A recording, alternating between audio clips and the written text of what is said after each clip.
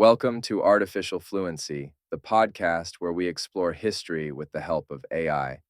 I'm your host, John, and today we're joined by our AI companion, Emma, for an in-depth look at one of the most significant events of the 20th century, World War I.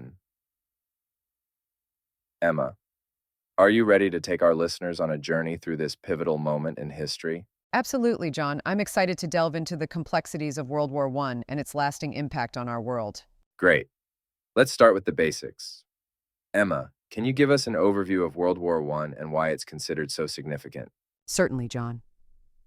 World War I, also known as the Great War, was a global conflict that lasted from 1914 to 1918. It involved many of the world's major powers, organized into two opposing alliances: the Allies, mainly France, Russia, and Great Britain, and the Central Powers, Germany, Austria, Hungary, and the Ottoman Empire. What made this war particularly significant was its unprecedented scale and impact. It was the first truly global war, involving nations from every continent. The war saw the introduction of new and deadly military technologies, such as machine guns, tanks, and chemical weapons. The scale of casualties was enormous, with an estimated 9 million military personnel and 10 million civilians losing their lives. Those numbers are staggering. You know, Emma, my great-grandfather fought in World War I, and the stories passed down in my family really bring home the human cost of this conflict. It's not just numbers, it's millions of individual tragedies. You're absolutely right, John. The personal stories really do humanize the immense scale of the war. It's important to remember that behind every statistic was a person with hopes, dreams, and loved ones. Your great-grandfather's experience is a testament to the millions of individuals who were affected by this global conflict. Indeed. Now let's talk about how this massive war began. What were the causes of World War I? The causes of World War I were complex and interconnected. While the immediate trigger was the assassination of Archduke Franz Ferdinand, heir to the Austro-Hungarian throne, in Sarajevo on June 28, 1914, the underlying causes had been building for years. Let's break them down. Nationalism. There was a growing sense of national pride and identity across Europe, which sometimes led to tensions between countries and ethnic groups within empires. Imperialism. European powers were competing for colonial territories and resources around the world. Militarism. There was an arms race among European nations, with each trying to build up their military might. Alliance system. A complex web of alliances meant that a conflict between two countries could quickly draw in many others. Balkans. Instability. The Balkans region was particularly unstable, with various groups seeking independence from the Ottoman and Austro-Hungarian empires. That's a lot of factors at play. It reminds me of a powder keg just waiting for a spark. In your opinion, Emma, which of these factors was the most crucial in leading to war? That's an excellent question, John. Historians have debated this for decades.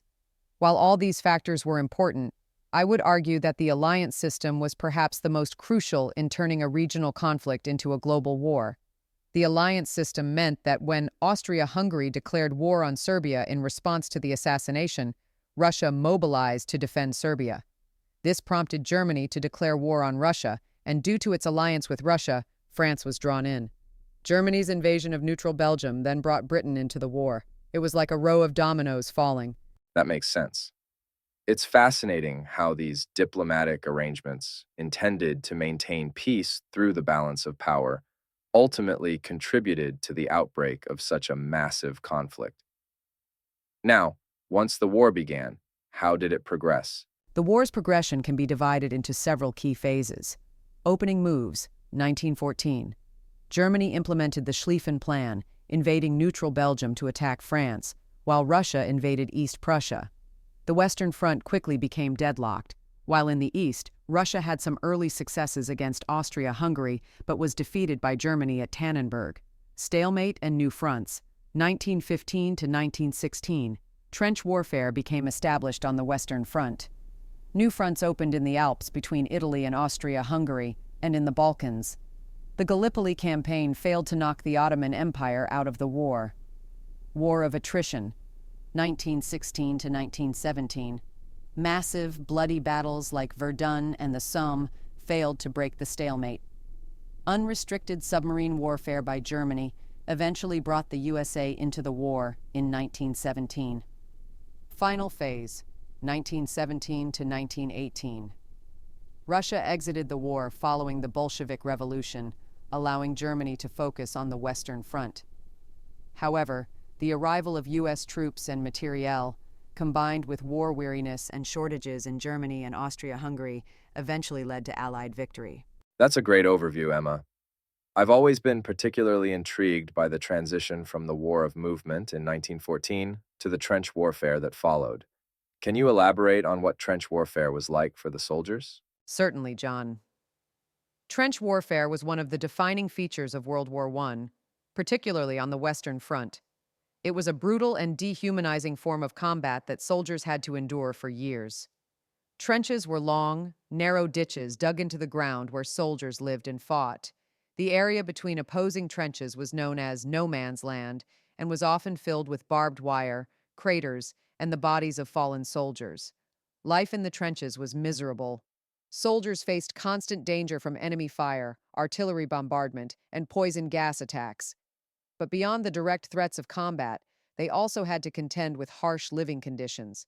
Trenches were often muddy, cold, and wet. Diseases like trench foot were common, and parasites like lice were a constant nuisance. Perhaps most challenging was the psychological toll. The constant stress of combat, combined with the monotony of trench life and the trauma of seeing friends killed or maimed, led to high rates of what was then called shell shock, what we now recognize as PTSD. That sounds absolutely horrific. It's hard to imagine enduring those conditions for days, let alone years. You mentioned poison gas. That was one of the new weapons introduced in World War I, wasn't it? Yes, that's correct. Chemical warfare was one of the most terrifying innovations of World War I. The first large-scale use of chemical weapons was by the German army at the Second Battle of Ypres in 1915, where they released chlorine gas. Throughout the war, various chemical agents were used, including chlorine, phosgene, and mustard gas. These weapons caused immense suffering. Gas attacks could cause blindness, blistering of the skin and lungs, and a slow, painful death by asphyxiation. The psychological impact of gas was perhaps even greater than its physical effects. The fear of gas attacks added another layer of constant stress for soldiers. Gas masks became an essential part of a soldier's equipment, but they were uncomfortable and reduced visibility and breathing. It's chilling to think about the level of suffering these weapons caused.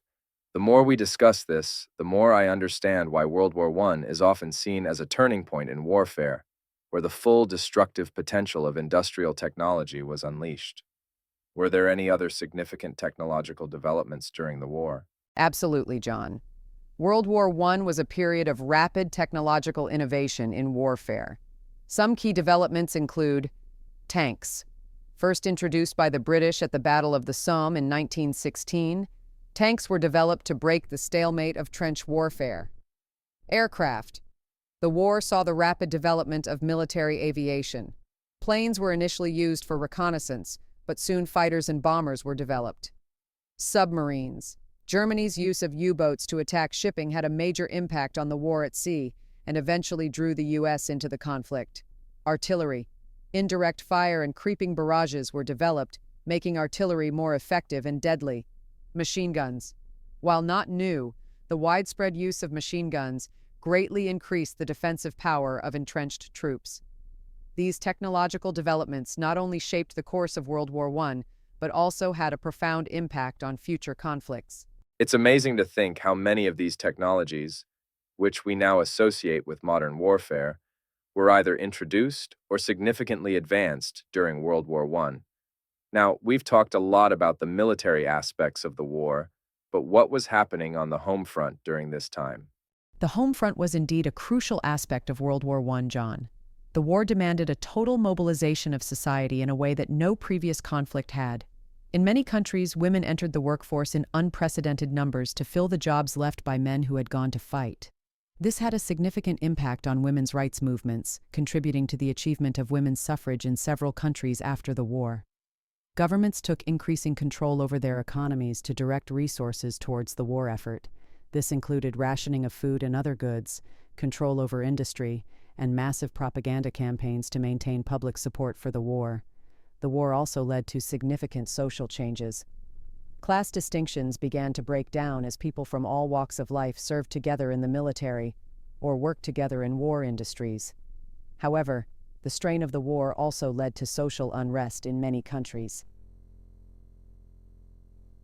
Russia experienced two revolutions in 1917, taking it out of the war and eventually leading to the establishment of the Soviet Union. That's fascinating, Emma. It really underscores how the war affected every aspect of society. You mentioned Russia's exit from the war. How did that impact the overall conflict? Russia's exit from the war in 1917 was a major turning point, John. The Russian revolutions of 1917 led to the Bolsheviks taking power and signing the Treaty of Brest-Litovsk with Germany in March 1918, taking Russia out of the war. This had several significant impacts. It allowed Germany to transfer a large number of troops from the Eastern Front to the Western Front, temporarily giving them a numerical advantage against the Allies. It freed up resources for Germany and Austria-Hungary, providing some relief to their strained economies and populations. However, it also meant that the Allies could now focus all their efforts on the Western Front, simplifying their strategy. The harsh terms of Brest-Litovsk alarmed the Allies, hardening their resolve and making them less likely to accept a negotiated peace with Germany. Despite the short-term advantage it gave Germany, Russia's exit wasn't enough to change the ultimate outcome of the war. The entry of the United States into the war in 1917 more than made up for the loss of Russia as an Allied power. That's a great point about the U.S. entry into the war. Can you tell us more about how and why the United States got involved and what impact it had? Certainly, John. The United States maintained a policy of neutrality for much of the war, but several factors eventually led to its entry in April 1917. Unrestricted submarine warfare. Germany's decision to resume unrestricted submarine warfare in early 1917 led to the sinking of American ships and loss of American lives. The Zimmermann Telegram. This was a secret diplomatic communication from Germany that proposed a military alliance with Mexico if the U.S. entered the war. Its interception and publication outraged American public opinion. Economic ties. The U.S. had stronger economic ties with Britain and France than with Germany, and had loaned them significant amounts of money. Ideological reasons. President Woodrow Wilson framed U.S. entry as a crusade to make the world safe for democracy. The impact of U.S. entry was significant. Manpower. The U.S. eventually mobilized over 4 million military personnel, providing fresh troops to the war-weary Allies. Economic power. The vast industrial and agricultural resources of the U.S. provided crucial materiel support to the Allied war effort. Morale. U.S. entry boosted Allied morale while damaging that of the Central Powers. Post-war influence. U.S. involvement meant it played a major role in the post-war peace negotiations, with Wilson's 14 points heavily influencing the Treaty of Versailles. It's clear that the entry of the United States was a decisive factor in the war. Now, as we approach the end of our time, let's talk about how the war concluded and its aftermath. How did World War I end, and what were its immediate consequences? The war ended on November 11, 1918, with the signing of an armistice between the Allies and Germany. This came after a series of Allied victories known as the 100 Days Offensive, coupled with the collapse of Germany's allies and unrest within Germany itself. The immediate aftermath of the war was characterized by massive loss of life. As we mentioned earlier, millions of soldiers and civilians had died, with many more wounded or displaced. Fall of empires. The German, Austro-Hungarian, Ottoman, and Russian empires all collapsed, leading to the creation of numerous new nations in Europe and the Middle East. Treaty of Versailles. Signed in 1919, this treaty imposed harsh penalties on Germany, including territorial losses, military restrictions, and war reparations. League of Nations. This international organization was established with the aim of preventing future wars, though it ultimately proved ineffective. Social changes. The war accelerated social changes, including women's suffrage and the decline of the aristocracy in many countries. Economic impact. Many countries faced economic difficulties due to the enormous cost of the war, setting the stage for economic troubles in the 1920s and 1930s. Psychological impact. The immense trauma of the war left deep scars on the collective psyche of the nations involved, influencing culture, politics, and society for decades to come. Thank you, Emma. It's clear that the impacts of World War I were far-reaching and long-lasting. As we wrap up, what would you say is the most important legacy of World War I? That's a profound question, John. The legacy of World War I is complex and multifaceted, but if I had to choose one aspect, I would say its most important legacy is how it shaped the 20th century and beyond. World War I redrew the map of Europe and the Middle East, creating new nations and planting the seeds for future conflicts. The harsh treatment of Germany in the Treaty of Versailles contributed to the rise of Nazi Germany and the outbreak of World War II just 2 decades later.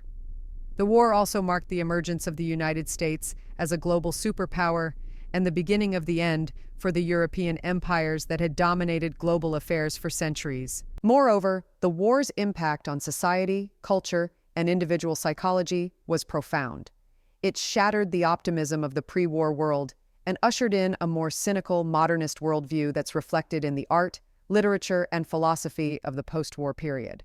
Perhaps most importantly, World War I demonstrated the devastating potential of modern, industrialized warfare. It showed that in the 20th century, wars could engulf entire societies and have global repercussions. This realization has influenced international relations and conflict resolution efforts ever since. In many ways, we're still living with the consequences of World War I today. Understanding this conflict is crucial to understanding the shape of our modern world. Thank you, Emma. Your insights have been invaluable. To our listeners, we hope this episode has given you a deeper understanding of World War I and its profound impact on our world. The scale of this conflict, the suffering it caused, and its long-lasting repercussions serve as a sobering reminder of the costs of war and the importance of striving for peace and understanding between nations. Thank you for joining us for this extended episode of Artificial Fluency. Until next time, keep exploring history.